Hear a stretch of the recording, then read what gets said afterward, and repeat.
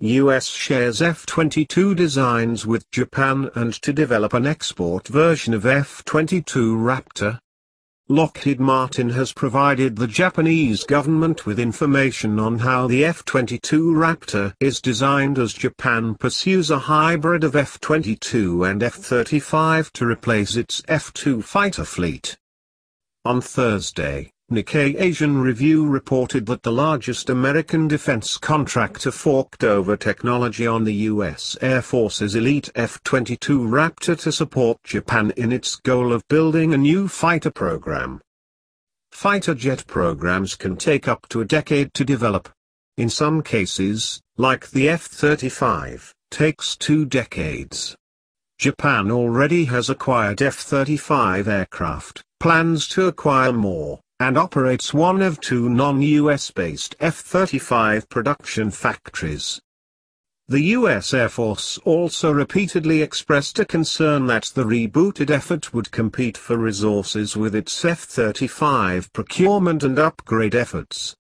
However, the report also says the service did not consider whether any of the Joint Strike Fighter's components, supply chains, or infrastructure could help support a new F-22 program and potentially produce cost savings.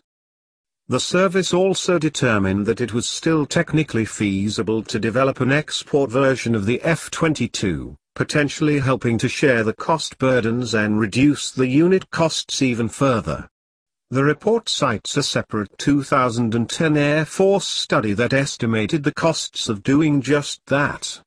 In addition, the service reiterated the long-standing challenges in securing approval for exporting F-22 in any configuration.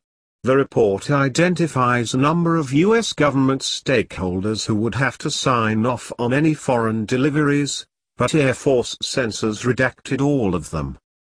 According to Nikkei, Washington and Lockheed Martin's decision to share F-22 technology with the Japanese may be motivated by a change of heart rooted in U.S. President Donald Trump's fixation with reducing the U.S. trade deficit.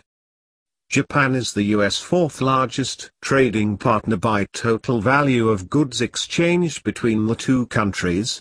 Goods exported to Japan account for about $63.3 billion, while the U.S. imports $132.2 billion worth of goods from Japan. Thus, the U.S. trade deficit with Japan is about $68.9 billion.